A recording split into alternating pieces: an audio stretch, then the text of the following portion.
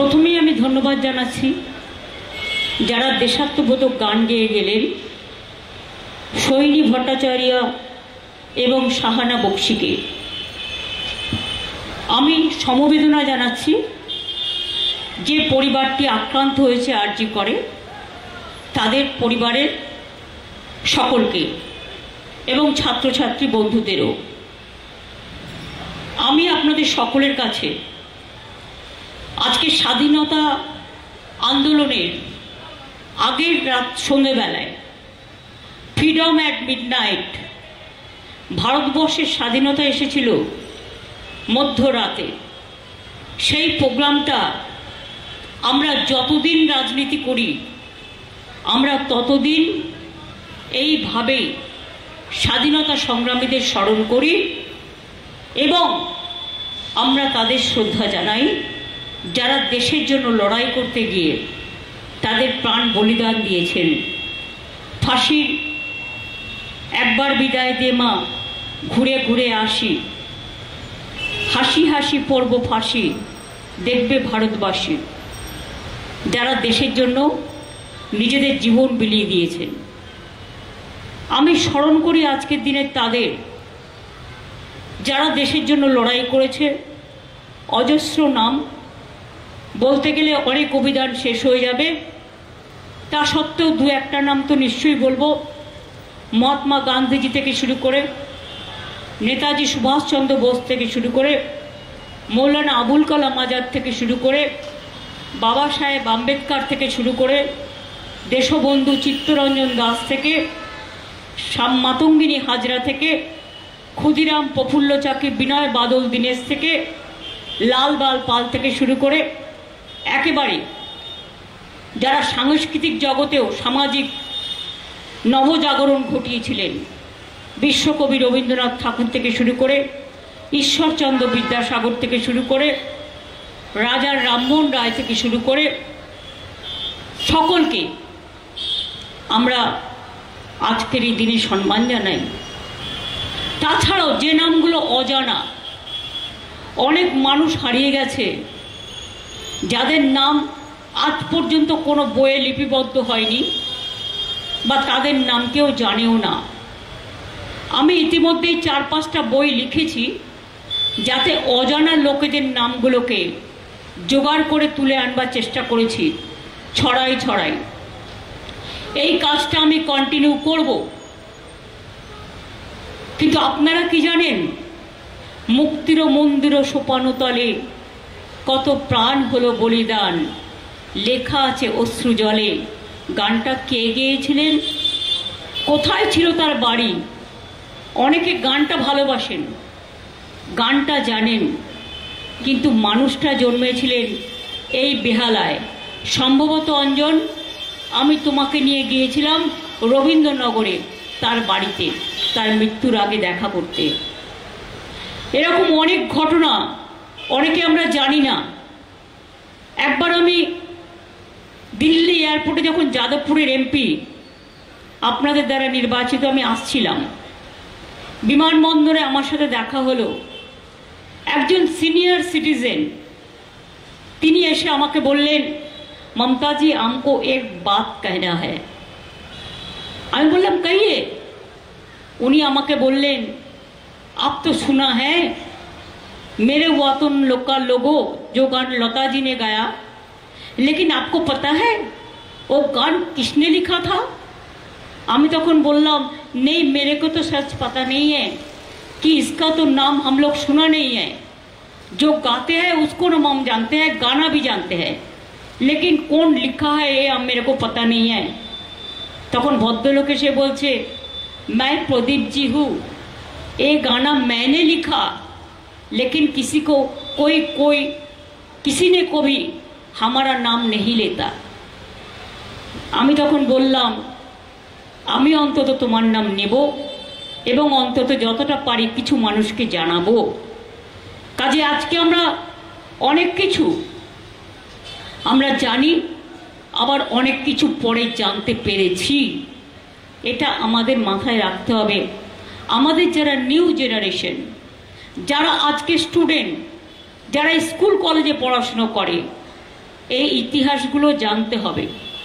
দেশকে জানতে গেলে কার কি কন্ট্রিবিউশন সেটা জানবার যেমন প্রয়োজন আছে, তেমনি যেটা আমার মাতৃভূমি, আমার পুণ্যভূমি, আমার পবিত্র ভূমি, আমাদের ধর্মভূমি, আমাদের কর্মভূমি, মনে রাখবেন তাকেও সম্মান জানাতে হবে। আমি তো বলি, আমাকে কেউ 1000টা গালাগালি দিলেও আর সোশ্যাল নেটওয়ার্কে মিথ্যে প্রচার করলে, সবাই যে মিথ্যে প্রচার করে তা নয়, একটা গ্রুপ তো করছে পরিকল্পিতভাবে। আমি বলি আমাকে যত ইচ্ছে গাল দিন, আমি এটা শুনতে শুনতে অভ্যস্ত হয়ে গেছি, কিন্তু দয়া করে বাংলা মাকে অসম্মান করবেন না। আমি আজকে বলতে বাধ্য হচ্ছি, আমি নির্বাচনের সময় আপনাদের এখানে এসেছিলাম এবং প্রতি বছর এই স্বাধীনতা দিবসের আগের দিন যে প্রোগ্রাম হয় সে প্রোগ্রামে আমি অংশগ্রহণ করি এবং আমার কিছু কথা বলি। আপনারা বলুন তো, যারা এ আজাদি ঝুটা হ্যাঁ বলতো, তারা স্বাধীনতা দিবসের মর্যাদা বুঝবে কি করে? স্বাধীনতা দিবস পালন করেছেন কোনোদিনও? সরকারে থাকাকালীন 2 বছর পালন করেছিলেন বামফ্রন্ট সরকারের 34 বছর রাজত্বকালের শেষে 2 বার, সেখানেও 1 বার উল্টো পতাকা লাগানো হয়েছিল। আর বিজেপি দলটা তো তখন জন্মগ্রহণই করেনি, স্বাধীনতার কথা জানবেন কি করে? পেয়ে গেছে ক্ষমতা, চলে এসেছে ক্ষমতায়, তাদের কাজ দেশটাকে ছিন্ন বিচ্ছিন্ন করা, সমাজটাকে ছিন্ন বিচ্ছিন্ন করা, ধর্মের নামে বিভেদমূলক আচরণ করা, মানুষে মানুষে ভেদাভেদ লাগিয়ে দেওয়া, ধর্মে বর্ণে জাতিতে জাতিতে ভেদাভেদ লাগিয়ে দেওয়া। তারা ঐক্য চায় না। এই জিনিস বেশি দিন চলে না, এবং তাই জেনে রাখবেন, আমি দুঃখিত আজকের দিনে কথা বলতে হচ্ছে, কিন্তু বলতে আমি বাধ্য হচ্ছি তার কারণে তাদের আচরণে, যার জন্য এবার মোদিজি মেজরিটি একক পায়নি, অনেকের উপর নির্ভর করে তাকে পা দিয়ে চলতে হচ্ছে। আগামী দিন যেই কেউ কেউ পা সরিয়ে নেবে, এই গভর্নমেন্টটাও পড়ে যাবে, এটা মাথায় রাখবেন। একটা মিথ্যে কথা বারবার বলতে বলতে লেবু কচলালে যেমন তেতো হয়, লেবু যত কচলাবেন রসটা বেরিয়ে যাওয়ার পর যদি আপনি লেবুটা বারবার কচলান, সেই লেবুটা কিন্তু তেতো হয়ে যায়। মাথায় রাখবেন। যদি আমি আপনাদের জিজ্ঞেস করি 2-3টি ঘটনা, যে আমরা কোনটা করিনি, কোন কাজটা করিনি, কোন সমবেদনাটা জানাইনি, কোন অ্যাকশনটা নিইনি। ঘটনা যখন ঘটেছিল আমি ঝাড়গ্রামে ছিলাম, আমি ঝাড়গ্রাম থেকে ফিরছিলাম, হঠাৎ খবরটা গাড়িতে আস্তে আস্তে জানতে পারলাম। জানতে পেরেই সঙ্গে সঙ্গে আমি কলকাতা পুলিশ কমিশনার বিনীত গোয়েলের সাথে যোগাযোগ করলাম। ওরা তখন আমাকে রিপোর্ট করলেন যে আমরা এখানে আছি হাসপাতালে, ওনাদের বাবা মাও এসছেন। আমি বাবার সাথে কথা বললাম, বাবা বললেন একটু মায়ের সাথেও কথা বলুন। মায়ের সাথেও কথা বললাম এবং তাদের আমি বলেছিলাম যে পুলিশ তদন্ত করবে এবং আমি ওদের ফাঁসি চাই। আমি সেই কথা প্রথম দিন থেকে বলে এসেছি, আজও আমি এটাকে স্টিক করি। এবং আমি বলেছিলাম আমি আপনাদের বাড়ি খুব শীঘ্রই যাব। যেহেতু ওনাদের একটা কাজ ছিল, পারিবারিক কাজ থাকে জানেন মৃত্যুর পর, সেই সময়টা ডিস্টার্ব করাটা ঠিক হতো না। সোমবার রবিবার দিন মনে হয় সম্ভবত কাজটা ছিল, তাই সোমবার দিন আমি তাদের বাড়িতে গিয়েছিলাম। আর ঘটনাটা ঘটেছিল কবে? সম্ভবত শুক্রবার। আমি ওনাদের বাড়ি সোমবার গিয়েছিলাম। ততক্ষণ পর্যন্ত পুলিশ, সেদিন রাতের ঘটনা শুনুন, আমার সাথে 100 বার কথা হয়েছে, মিনিট টু মিনিট। আমি সারা রাত ঘুমাইনি। আমার সাথে পুলিশ কমিশনার রাত 2টো পর্যন্ত কথা বলেছেন, এমনকি তার ডেড বডি যতক্ষণ ক্রিমেশন না হয়েছে পুলিশ এসকর্ট করে ডেড বডি নিয়ে গেছে এবং সারা রাত জেগে তারা সিসিটিভি থেকে শুরু করে জুডিশিয়াল ম্যাজিস্ট্রেট ডাকা থেকে শুরু করে ভিডিও করে রাখা থেকে শুরু করে তার পরের দিনও ডিএনএ টেস্ট থেকে শুরু করে স্যাম্পল কালেকশন থেকে শুরু করে, শুনে রাখুন, গত 1 মাসের সিসিটিভি আমি যেটা শুনেছি পুরো খতিয়ে দেখার জন্য কে আসছে, কে এসেছে, কে না এসেছে 164 জনকে অ্যাপয়েন্টমেন্ট করেছিল তারা। এবং 12 ঘন্টার মধ্যে আসল যে খুনি তাকে জেরা করে, তার এভিডেন্স পেয়ে তাকে জেরা করে 12 ঘন্টার মধ্যে তাকে অ্যারেস্ট করা হয়েছে।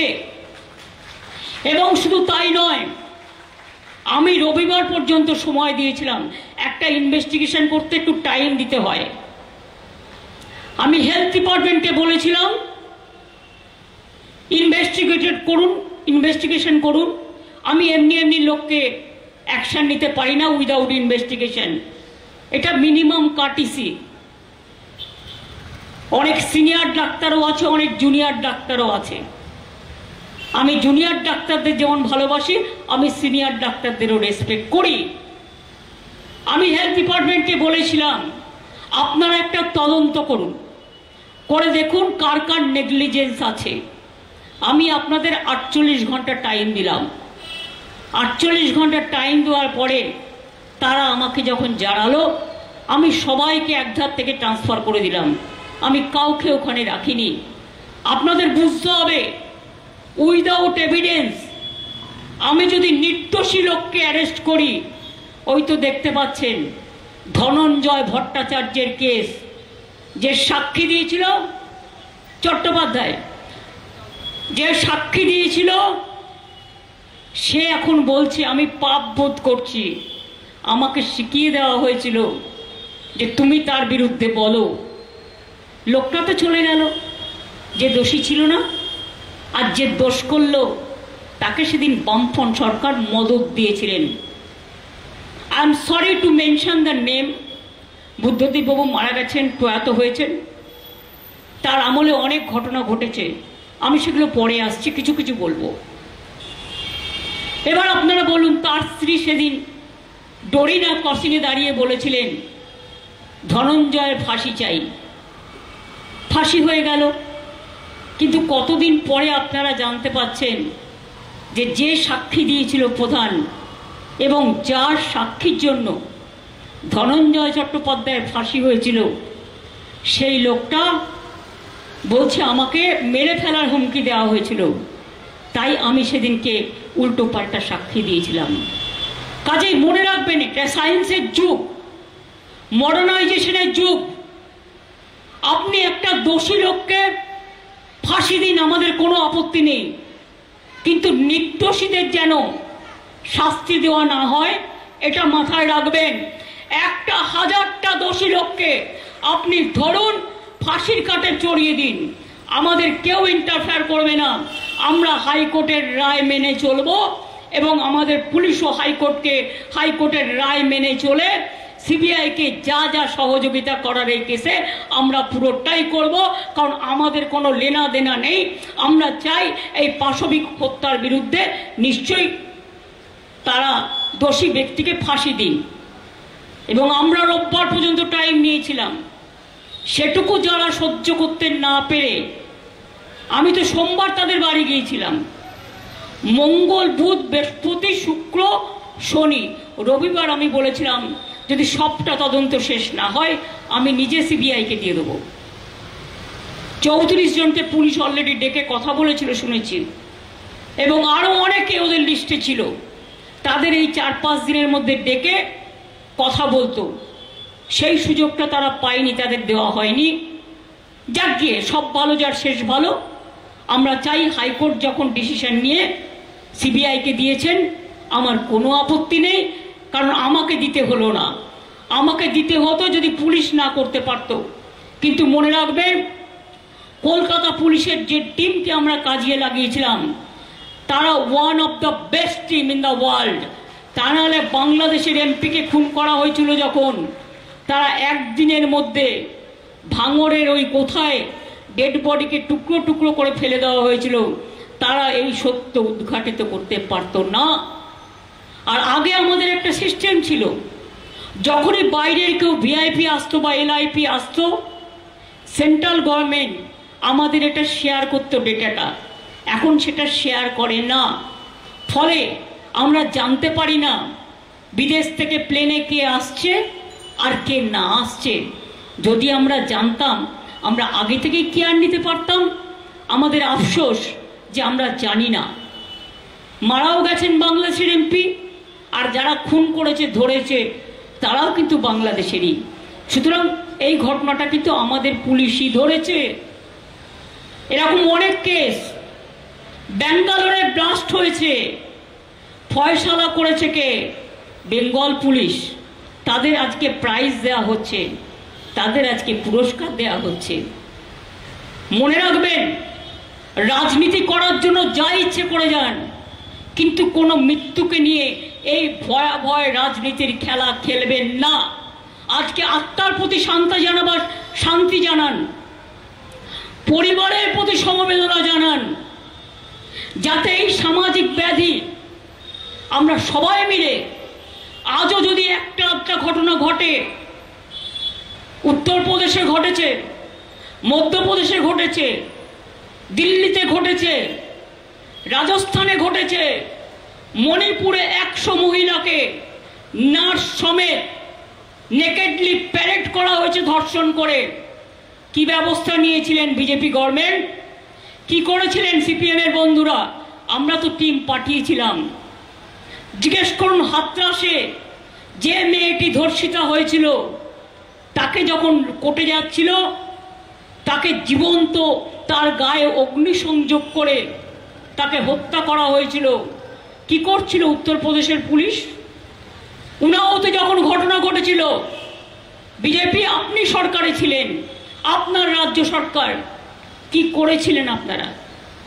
আমি কংগ্রেসকেও জিজ্ঞেস করব, আপনাদেরও তো অনেক সরকার অনেক জায়গায় আছে, কোনটার ব্যাপারে কি সিদ্ধান্ত নিয়েছিলেন? আমি সিপিএমকে জিজ্ঞেস করব, মনে পড়ে বানতলায় ডক্টর অনিতা দেওয়ানের কথা, যাকে গণধর্ষণ করে হত্যা করা হয়েছিল? বামফ্রন্ট সরকার আজকে ভুলে গেছেন? সিপিএম দল যারা ফেসবুক আর সোশ্যাল নেটওয়ার্কে, টুইটারের মাধ্যমে সস্তার রাজনীতি করবার জন্য আয়নায় নিজের মুখ দেখছেন না, নিজেদের আমলে কি করেছিলেন আজকে অনেকে জানে না এই ঘটনা। আমি জানি, তার কারণ সেদিন আমরা রাস্তায় ছিলাম, আমি বানতলায় ছুটে গিয়েছিলাম, আমি স্পটটায় দেখে এসেছিলাম, আর একটা গাছ পুঁতে এসেছিলাম। আমি ঘটনাটা জানি।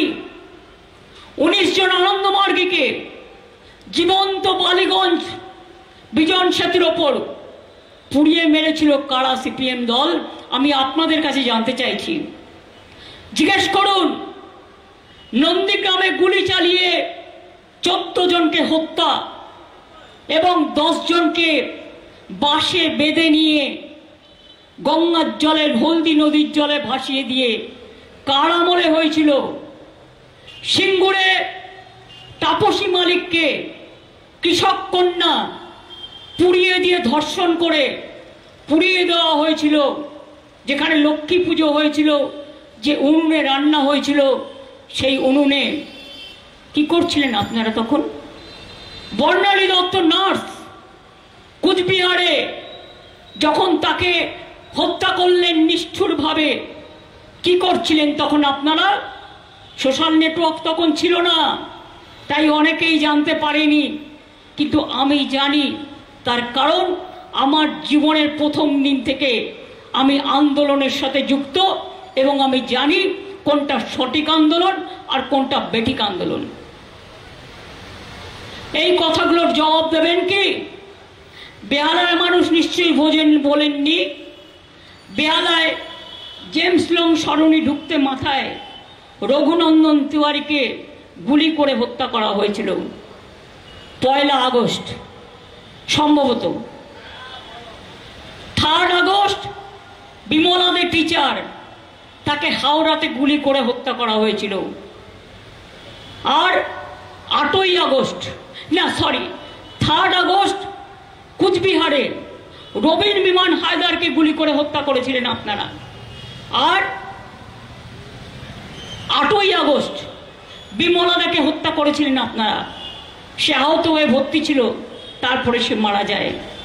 শান্তিপুরে কত গুলি চালিয়ে কৃষক মেরেছেন, রাজারহাটে কৃষক মেরেছেন কত।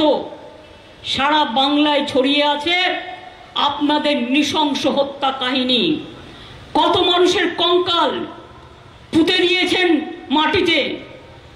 একসাথে কেশপুরে কত মানুষকে হত্যা করেছিলেন, কঙ্কাল কাহিনী সব ভুলে গেছি আমরা। আর আজকে আপনারা রাস্তায় নেমেছেন, একটা ঘটনাকে কোথায় দুঃখ জানাবেন, তার শান্তি কামনা করবেন, তার পরিবারকে সমবেদনা জানাবেন, তা না করে সিপিএম বিজেপি আপনারা রাজনীতি করছেন। ভাবছেন বাংলাদেশে একটা ঘটনা ঘটে গেছে, আমরা সেটাকে টেনে এনে যদি ক্ষমতা দখল করতে পারি। আমি বলি, আমি ক্ষমতার মায়া করি না। আমি মনে করি যতদিন বাঁচব মানুষের সেবা করে যাব, মানুষকে জাস্টিস দিয়ে যাব। যার জন্যই আমি ফাঁসির দাবি করেছিলাম এবং আমাদের পুলিশদের দিয়ে অনেক কাজ করিয়েছিলাম। তা সত্ত্বেও হাইকোর্টে গেলেন আপনারা। আপনাদের তো একজনই আছেন যিনি হাইকোর্টে গিয়ে ছাত্রছাত্রীদের কাছে টাকা খেয়ে তাদের চাকরিও নস্যাৎ করে দেন। 26,000 টিচারের চাকরিও হঠাৎ করে বাতিল করে দেয়। ওবিসি রিজার্ভেশনও আপনারা এই সমস্ত মামলা করে বাতিল করে দেন। একবারও ভাবলেন না এই লোকগুলো কোথায় যাবে? ছাত্রছাত্রীরা আমাদের বন্ধু নয়। তার মানে কি 26,000 শিক্ষক শিক্ষিকার চাকরি যাদের খাচ্ছেন তারাও কিন্তু নতুন যৌবন। তখন ভাবনাটা আসে না নতুন করে টিচার রিক্রুটমেন্ট 1 লক্ষ হতে পারে। আপনারা কোর্টে কেস করে করে প্রত্যেকটা আটকান। আর আমি ভেবে পাই না এটা বিচারালয়ের সিস্টেম কি ব্যবস্থা আমি জানি না। আমরা তো জাস্টিস চাই তাদের জন্য, কিন্তু বলুন তো কেন একজন সিপিএম এর রাজ্যসভার এমপি, তিনি তো পলিটিক্যাল বায়াস লোক, তার কথা মতো তিনি তো পলিটিক্যাল কথা বলবেন, তিনি তো ইম্পার্শিয়াল কথা বলবেন না। এই সব কেসে ইম্পার্শিয়াল লোকের মতামত নেওয়া খুব জরুরি। অনেক লয়ার আছে, সে হয়তো রাজ্যসভার এমপি নয়, সে হয়তো সিপিএম এর নেতা নয় বা বিজেপির নেতা নয়। আর ঘটনা ঘটার আগেই কাকে কাকে অ্যারেস্ট করা হবে সেটা আবার গদ্দার বাবু বলে দিচ্ছেন। তার মানেটা কি? আপনারা কি চান না যে আসল দোষী শাস্তি পাক? আপনারা কি চান না আসল কালপিট ধরা পড়ুক? আপনারা কি মনে করেন যে আমরা ছায়ে মুখ ঢেকে আছি না কাগজে মুখ ঢেকে বসে আছি? আমরা আপনাদের চলাচল লক্ষ্য করছি, আপনাদের বলাবল লক্ষ্য করছি। সোশ্যাল নেটেতে যা পাচ্ছেন, যার নামে ইচ্ছে অকথা কুকথা বলছেন, সবটাই মিথ্যে। আমি আপনাদের বলবো 1% যদি ঠিক হয়, 99% অসত্য কথা, কুকথা, অকথা, মিথ্যা, কুৎসা, অপপ্রচারের ঢেউ করছেন। তার কারণ বাংলায় শান্তি থাক এটা আপনারা চান না, বাংলা মা ভালো থাক এটা আপনারা চান না, বাংলার বদনাম করতে চান আপনারা সারা পৃথিবী জুড়ে। তাই আপনারা এই রাজনীতি করছেন। আমরা কিন্তু কোনোদিনও এই রাজনীতিটা করিনি। আমরা আন্দোলন যেটা করবার প্রয়োজন ছিল আমরা করেছি। আন্দোলন করতে করতে আমার মাথায় ব্রেন অপারেশন হয়েছে, মৃত্যুর হাত থেকে বেঁচেছিলাম। হাজরায় কেন আমায় হত্যা করতে গেছিলেন? কার নির্দেশে সেদিনকে লোহার ডান্ডা, লাঠির ডান্ডা পড়েছিল? মৃত্যুর হাত থেকে বেঁচে এসেছিলাম। গাড়ির নিচে কেন আমায় অ্যাটাক করেছিলেন? গাড়িটাকে পুরো ভেঙে চুরচুর করে বলুন কেন গুলি চালিয়েছিলেন? সেদিন তো একটি ছেলে এসে হাত তোলায়, তার নাম ছিল সম্ভবত আক্তার। সেদিন সেই ছেলেটা গুলিটা তার হাতে এসে লাগলো আর আমার কপালটা বেঁচে গেল। এটা আমি মনে করি এটা ডেস্টিনি। আমার দুটো হাতও মেরে ভেঙে দিয়েছেন, পাও ভেঙে দিয়েছেন, কোমরও ভেঙে দিয়েছেন।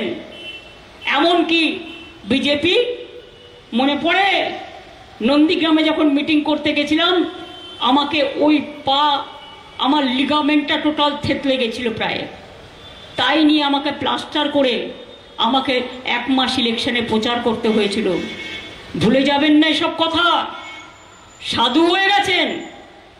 এনআরসির নামে কত লোককে গুলি করে মেরেছেন, আসামে কত বাঙালির নাম বাদ দিয়েছেন, কত লোককে এনআরসিতে মেরেছেন। দিল্লিতে নদীর জল নালাগুলো লাল হয়ে গিয়েছিল, আজ পর্যন্ত জানতে পেরেছেন কত মানুষ মারা গিয়েছিল? উত্তরপ্রদেশে কত মানুষ মারা গিয়েছিল, মধ্যপ্রদেশে কত মানুষ মারা গিয়েছিল, রাজস্থানে কত মানুষ মারা গিয়েছিল, ত্রিপুরা। আপনারা ক্ষমতায় এসছেন। অভিষেকেরা গেছে মিটিং করতে, সন্তোষ মোহন দেবের মেয়ে সুস্মিতা দেবরা গেছে মিটিং করতে, দোলা সেনরা গেছে মিটিং করতে।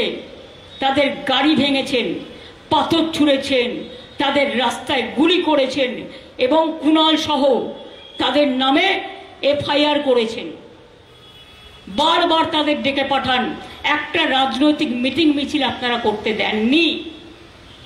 আজকে পঞ্চায়েত নির্বাচন হচ্ছে কদিন আগে, বাংলা নিয়ে যে সাংবাদিকগুলো চিৎকার করেন, মিডিয়া নয় এখন মোডিয়া হয়ে গেছে, এটা কন্ট্রোল করে কে? মিডিয়া কন্ট্রোল করে বিজেপি গভর্নমেন্ট। আমি দাঁড়িয়ে বলছি আপনাদের, সকালবেলায় বলে দেয় রেল অ্যাক্সিডেন্ট হলেও এটা দেখাবে না, এই খবরটা দেখাবে আর এই খবরটা দেখাবে না। যিনি রেলওয়ে মিনিস্টার তিনি আবার আইএনসি এর মিনিস্টারও। আমি যদি মিথ্যে কথা বলি আমার বিরুদ্ধে ডিফামেশন করতে পারেন,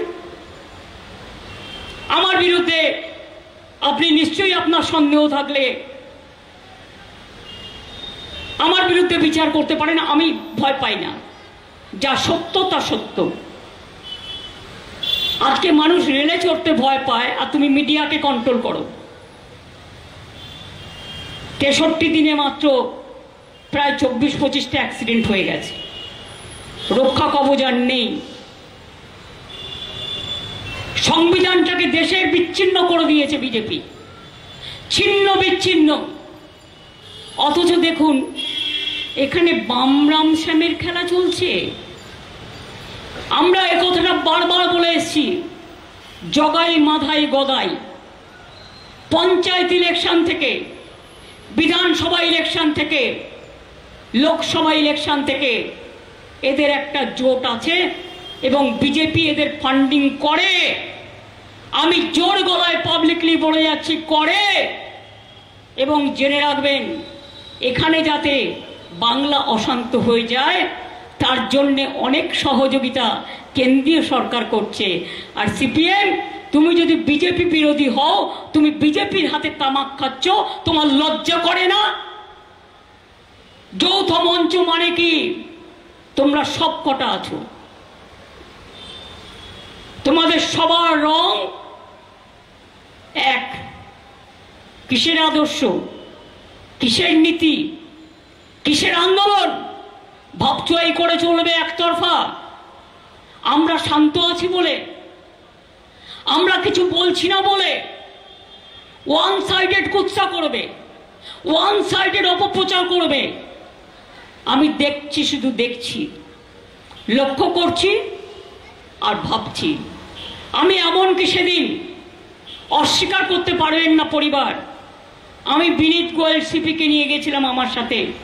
যদি বাবা মার কোনো সন্দেহ থাকে তাদের থেকে তার কথা শুনবার জন্য আমি প্রায় 1 ঘন্টা ছিলাম।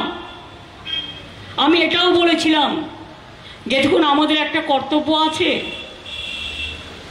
মেয়েটি তো আর ফিরে আসবে না, ওর নামে যদি আপনারা কিছু করতে চান করতে পারেন, যা টাকা লাগবে আমি দেব।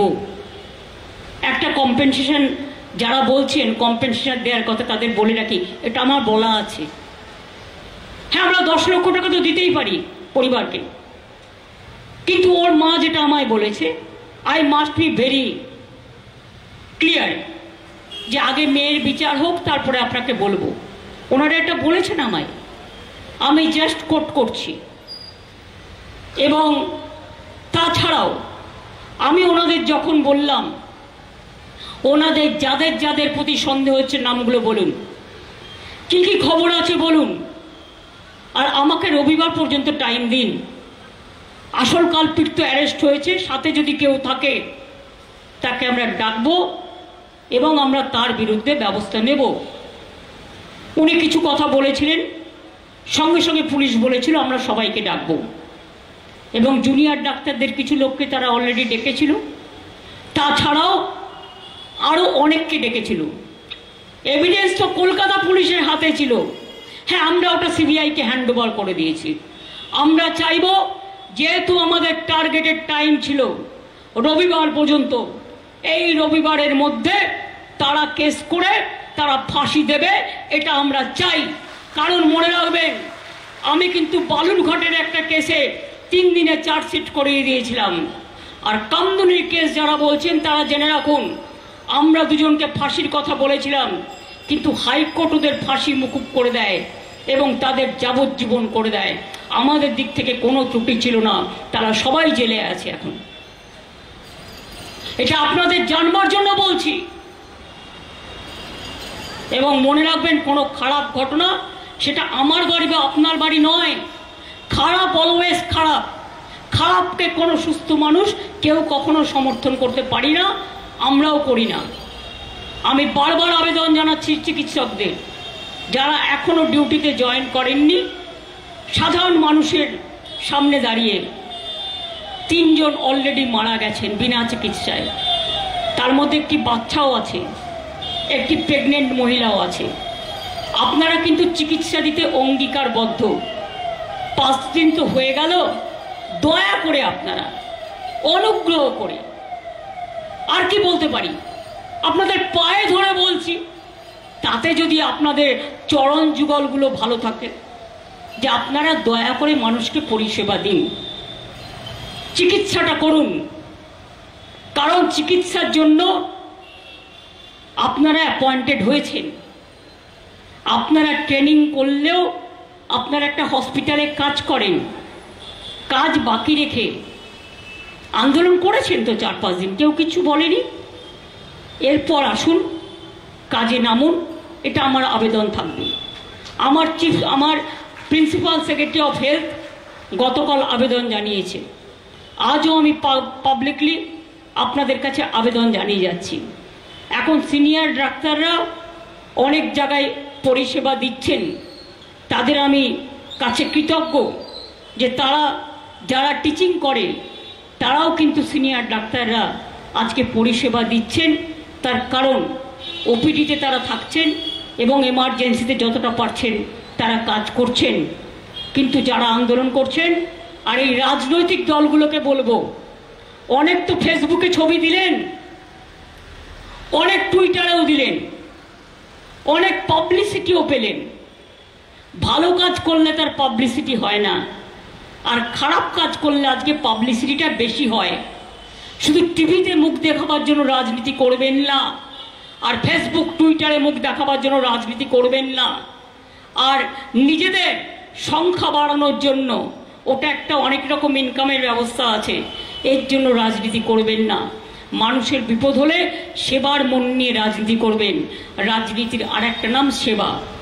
এর থেকে আর কিছু আমার বলার আছে?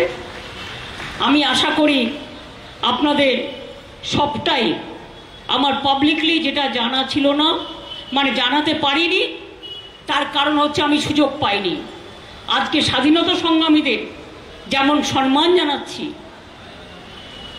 পরিবারকে যেমন সমবেদনা জানাচ্ছি, তেমনি সাথে সাথে দেশের সকল ভাই বোনেদের আমার on the eve of freedom movement, মানে ইন্ডিপেন্ডেন্স ডে, সকলকে আমি আমার বয়স্কদের শ্রদ্ধা, সমবয়সীদের স্যালুট এবং ছোটদের আমার অনেক ভালোবাসা জানাচ্ছি। দেশটাকে ভালো করে জানুন আর নিজের জন্মভূমিটাকেও ভালো করে জানুন।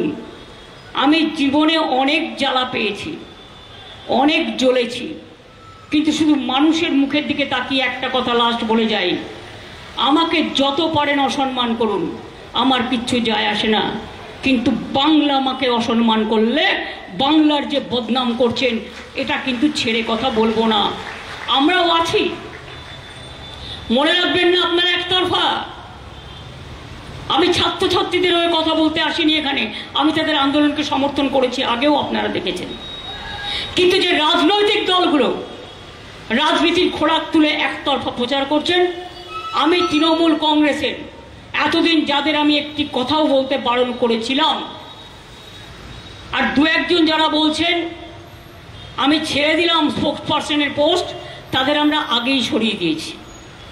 মনে রাখবেন তারাও কিন্তু চক্রান্তের মধ্যে ছিল।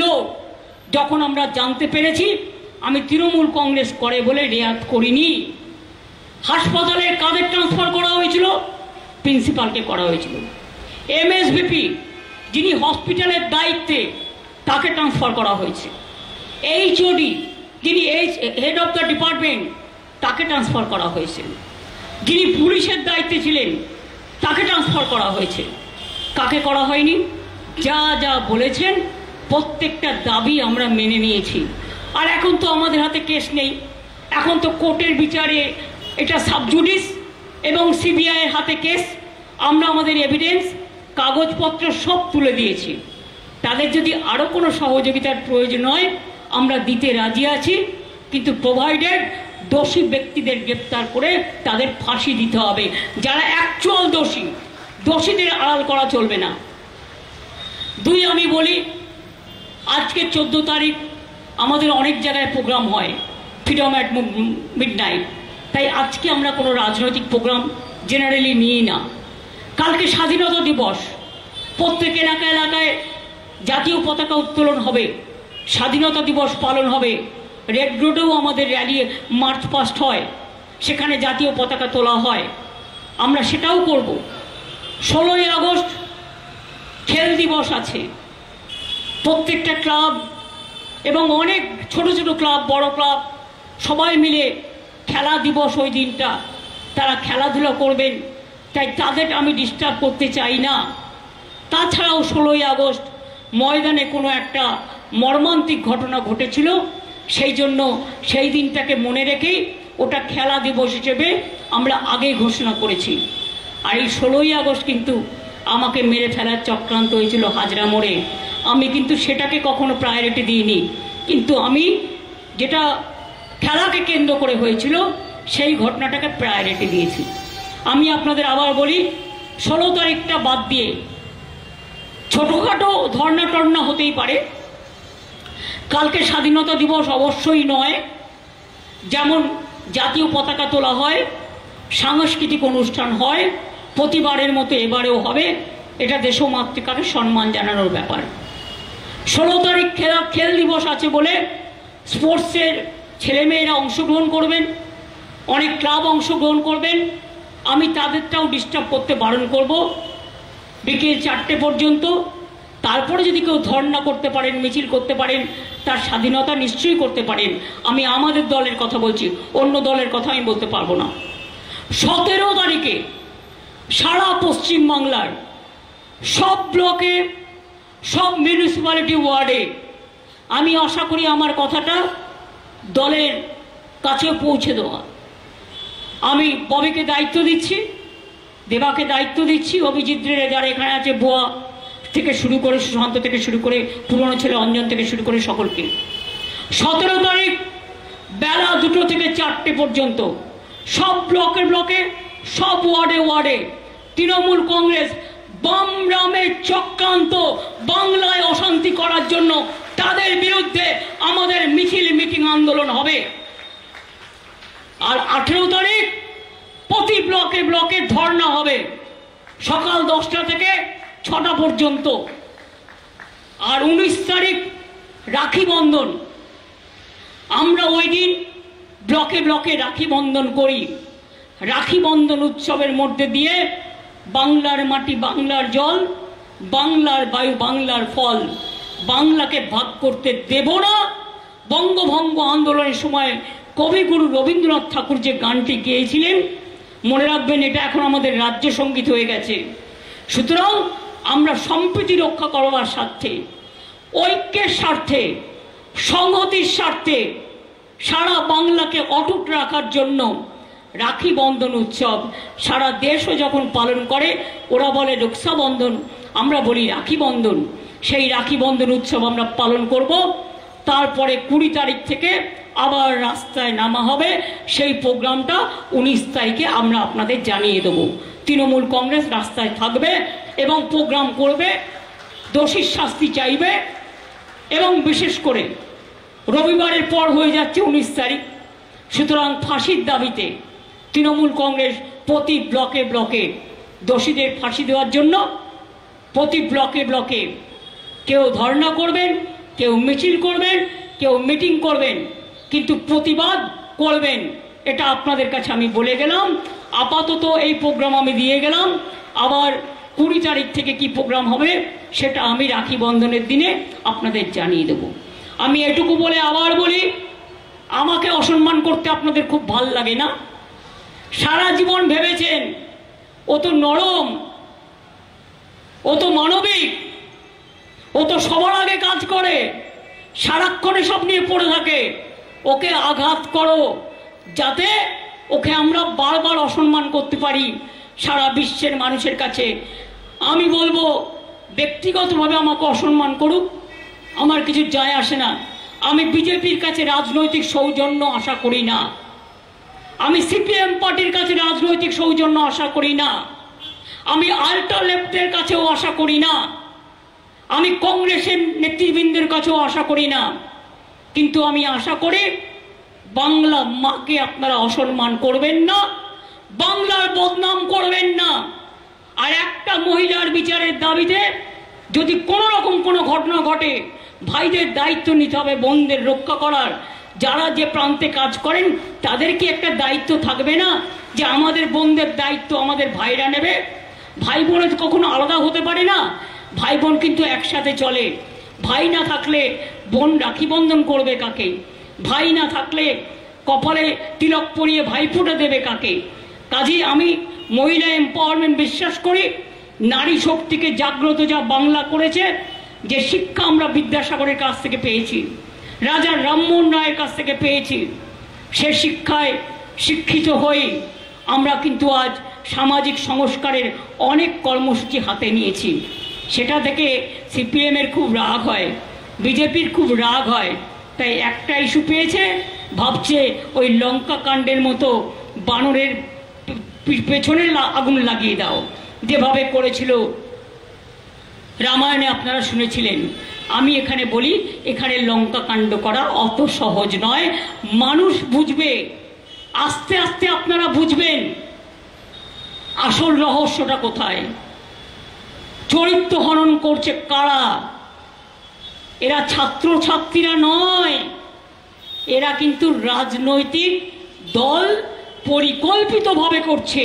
কারণ তারা মমতা ব্যানার্জিকে সরাতে চায়। আরে মমতা ব্যানার্জি সরতে রেল থেকে 2 বার সরে এসেছি, জাস্ট একটা কাঁধে ব্যাগ নিয়ে চলে এসেছি, আমার 1 সেকেন্ড লাগে।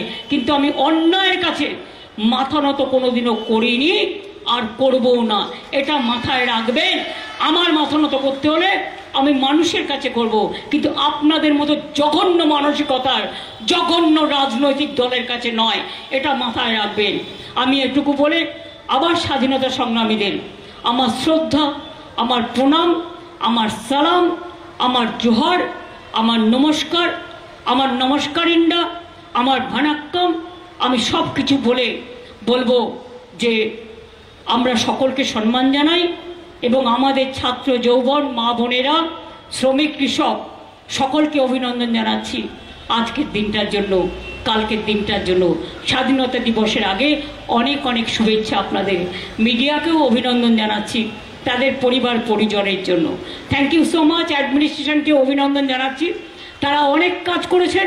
আগামী দিনও করবেন এই বিশ্বাস আমি করি। অনেক অনেক ধন্যবাদ। নমস্কার। জয় হিন্দ। বন্দে মাতরম। জয় বাংলা। জয় বাংলা। জয় বাংলা। Thank you.